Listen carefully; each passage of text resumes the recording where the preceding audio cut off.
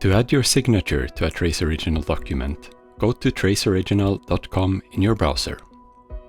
Click Manage Original and choose the document you want to add your signature to. The document will be shown with validation information above it. Present the key for the active document by clicking From Computer to use a key file, or enter the key manually in the box to the right of the document. Choose Sign in the menu to the right of the document. A menu box appears to the right of the document where you can enter your details. The signature can be created with a third-party service, each with slightly different interfaces. Here we will use Signicat. Click Proceed to start creating the signature and follow the instructions. After reading the signature conditions, click Sign Document to move forward. An email with a verification code is sent to the email address that you specified in step 2.